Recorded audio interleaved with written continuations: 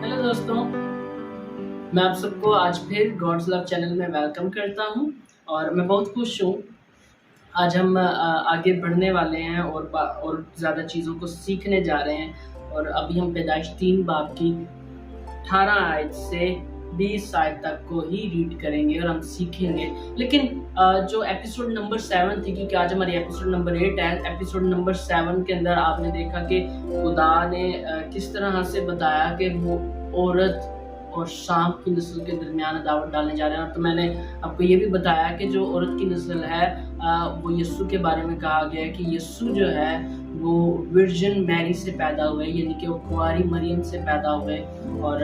मुकद्दसा मरियम जो थी वो शादीशुदा नहीं थी। तो इसके एविडेंस के लिए मैंने आपको बिब्लिकल स्क्रिप्चर्स भी दिए, मैंने आपको हवाला जात दिए जो पुराने अहदनामा में थे और फिर नए अहदनामा में भी थे, जो बयान करते हैं कि यीशु कुंवारी मरियम से पैदा हुए। ठीक है,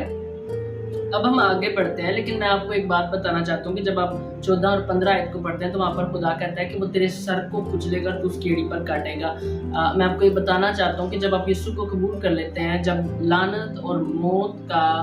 और गुनाह का जो दबाव है, जो गुलामी है, उसमें से जब हम बाहर निकल आते हैं तो शैतान जहाँ हमें काटता है वहीं पर हमें सबसे ज़्यादा इख्तियार हासिल होता है शैतान के ऊपर। ठीक है, तो हम आम लोग नहीं हैं, सिर्फ ये खुदा की मोहब्बत के वसीला से है कि यीशु मसीह आया, उसने हमें आज़ाद किया और हम शैतान के सर को कुचल सकते हैं अगर हम अपने इख्तियार को समझें तो। और अपने इख्तियार को वही समझता है जो हकीकी तौर पे यीशु के इख्तियार को समझता है। ठीक है, तो आगे बढ़ते हैं। आज हम पैदाइश की किताब उसके 3 बाब की 17 आयत से लेकर 20 आयत तक पढ़ेंगे और यहाँ लिखा है, और आदम से उसने कहा, चूंकि तूने अपनी बीवी की बात मानी और उस दरख्त का फल खाया जिसकी बाबत मैंने तुझे हुक्म दिया था कि उसे ना खाना, इसलिए जमीन तेरे सबब से लानती हुई। मुशक्कत के साथ तो अपनी उम्र भर उसकी पैदावार खाएगा और वो तेरे लिए कांटे और ऊंट कटारे उगाएगी और तू खेत की सब्जी खाएगा। तू अपने मुंह के पसीने की रोटी खाएगा जब तक कि जमीन में तू फिर लौट न जाए, इसलिए कि तू उससे निकाला गया है, क्योंकि तू खाक है और खाक में फिर लौट जाएगा। और आदम ने अपनी बीवी का नाम हव्वा रखा, इसलिए कि वो सब जिंदों की माँ है। ठीक है, अब जब आप हिस्टोरिकल फैक्ट्स की बात करते हैं तो जो कुछ यहाँ पर लिखा हुआ है वो हकीकी है और वो सच हुआ। ठीक है,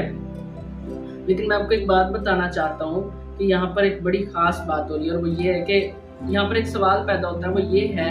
कि क्यों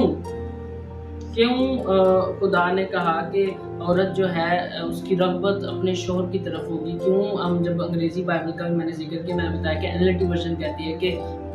जो वाइफ है वो हमेशा कंट्रोल करने की कोशिश करेगी अपने शोहर को, और जो शोहर है वो उसका हमेशा ही इख्तियार होगा अपनी बीवी के ऊपर।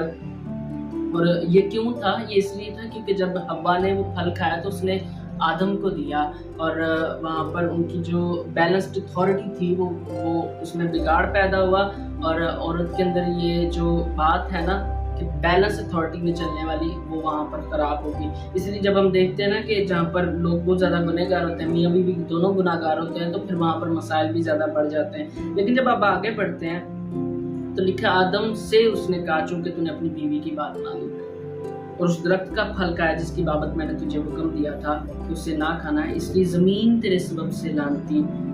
हुई। मुशक्कत के साथ तू अपनी उम्र भर उसकी पैदावार खाएगा। क्यों जमीन आदम के सबब से लानती हुई? क्योंकि जब आप दूसरे बाब को पढ़ते हैं, पैदाइश की किताब के दूसरे बाब को, तो वहाँ पर 15वीं आयत में लिखा, और खुदा ने आदम को लेकर बागे अदन में रखा कि उसकी बागबानी और नेगेबानी करे। ठीक है, बागबानी और नेगेबानी, मेरे से बेहतर आप समझते होंगे कि बागबान का काम क्या होता है और नेगेबान का काम क्या होता है। बागबान का काम होता है कि वो बाग की जमीन का ख्याल रखे, वो पौधों का ख्याल रखे, वो देखे किस तरह से वो ग्रो कर रहे हैं, और नेगेबान का ये होता है कि वो उनकी हिफाजत करे। ठीक है, तो आदम की जो फर्स्ट एवर जॉब थी वो यही थी, वो एक किसान था और खुदा ने उसको बागे अदन में इसलिए रखा था कि वो जमीन का ख्याल रखे, उस बाग का ख्याल रखे। ठीक है, वहाँ पे जो फल उग रहे थे उनका ख्याल रखे और उनकी हिफाजत भी करे। लेकिन जब उसने गुनाह किया तो जो फ्रूट है उसके हाथों का, यानी कि जो ब्लेसिंग थी आदम के हाथों में, وہ لعنتی ہو چکی تھی اور اس کی وجہ سے زمین لعنتی ٹھہری، اور اسی لیے خدا کہتا ہے کہ مشقت کے ساتھ تو اپنی عمر بھر اس کی پیداوار کھائے گا، یعنی کہ وہ اس کا بہت زیادہ محنت کرنی پڑے گی پھل کھانے کے لیے، درست پھل حاصل کرنے کے لیے، ٹھیک ہے، اور وہ تیرے لیے کانٹے اور اون کٹارے اگائے گی، یعنی کہ اب زمین جو ہے وہ کیونکہ لعنتی ہوئی تو وہاں سے گلاب کے پھول تو نہیں اگنے، تو وہاں سے لعنت جو ہے وہ اون کٹارے اور کانٹے کی صورت میں اگے گی، اور تو کھیت کی سبزی کھائے گا، ٹھیک ہے،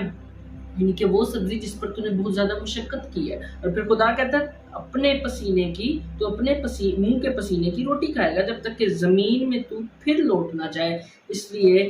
کہ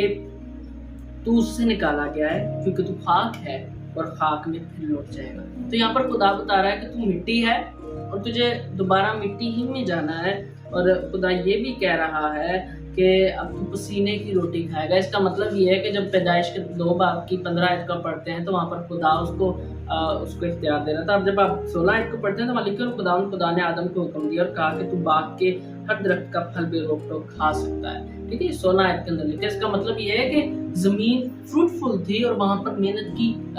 جو مشقت ہے نا، جو ایکسٹرا اسٹرگل ہے چیزوں کو حاصل کرنے کی، وہ بہت زیادہ نہیں تھی، کیونکہ وہاں پر خدا کا ہاتھ تھا، گناہ نہیں تھا، لعنت نہیں تھی اور موت بھی نہیں تھی، ٹھیک ہے۔ لیکن جب آدم نے اور حوا نے گناہ کیا اور نافرمانی کی تو پھر آدم کو جو لعنت خدا نے بتائی کہ یہ ہوگا تیرے ساتھ اور یہ کچھ ہوگا، تو اب دیکھیں کہ وہاں پر اب اسٹرگل کی بات آتی ہے کہ آدم کو اسٹرگل کرنا تھی، بہت زیادہ اسٹرگل کرنا تھی کچھ حاصل کرنے کے لیے، ٹھیک ہے، اور پھر اس کا جو پھل تھا وہ کھاتے ہوئے بھی اس کا احساس ہونا تھا کہ کتنی زیادہ اس نے اسٹرگل کی ہے، ٹھیک ہے، اور پھر خدا نے اس کو یہ بھی بتایا کہ اب جو ہے موت ہے، ٹھیک ہے، یعنی کہ تجھے مرنا ہی مرنا ہے، ٹھیک ہے، کیونکہ اب ایک وقت آئے گا کہ تو مر جائے گا، تیری زندگی شارٹ ہو جائے گی۔ جو گناہ ہے نا وہ زندگی کو کم کر دیتا ہے، کیونکہ اگر ہم 80 سال جینا چاہتے ہیں یا 90 سال جینا چاہتے ہیں تو ہمیں نہیں پتا ہم جی بھی پائیں گے کہ نہیں پائیں گے۔ سب کی خواہش ہوتی ہے وہ ایک لمبی عمر جیے، لیکن گناہ کی وجہ سے وہ بہت جلد مر جاتے ہیں، ٹھیک ہے، تو گناہ کا موت کے ساتھ بہت زیادہ کنیکشن ہے، کیونکہ وہاں پر لعنت ایکٹیویٹ ہو جاتی ہے، صحیح ہے۔ اور 20 آیت کے اندر لکھا، اور آدم نے اپنی بیوی کا نام حوا رکھا کہ اس لیے کہ وہ سب زندوں کی ماں ہے، ٹھیک ہے۔ اب کون سے زندہ؟ وہ لوگ جو زندہ تھے، ٹھیک ہے، یعنی کہ جو زندہ ہوں گے اس وقت میں، اور ہم بھی، ٹھیک ہے، یعنی کہ ہم کیا کہتے ہیں؟ ماں حوا، اکثر اوقات بکس میں بھی پڑھا جاتا ہے کہ ماں حوا اور بابا آدم، ٹھیک ہے، جب آپ اسکولس کی بکس بچوں کی پڑھتے ہیں تو وہاں پر یہی لکھا ہوتا ہے۔ اس کا مطلب یہ ہے کہ جو جسمانی طور پر آدم اور حوا ہیں وہ تمام انسانیت کے ماں باپ ہیں جسمانی طور پر، یعنی کہ ایک وہ چلتی آ رہی ہے، کیونکہ وہ پہلے مرد اور عورت تھے اور وہ پہلا کپل بھی تھا،